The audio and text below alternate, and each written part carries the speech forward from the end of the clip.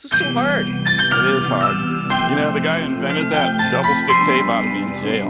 But I think the biggest problem here is you have no fingernails. Yeah, that's kind of frustrating.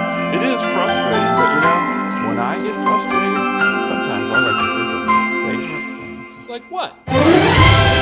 New cords and hoses and organized chiseled, bright colored finish and freshly turned spindles, little round sticky dots holding down things. These are a few of my favorite things.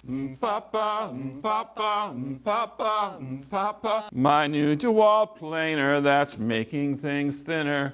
Beautiful doors that make cabinets a winner. Reading the journal and learning new things.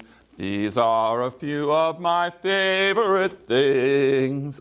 Papa, papa, papa, papa. Drawers that are cut out with all the right spaces. Markers that fit into all the right places. Tight-fitting miters that always look keen.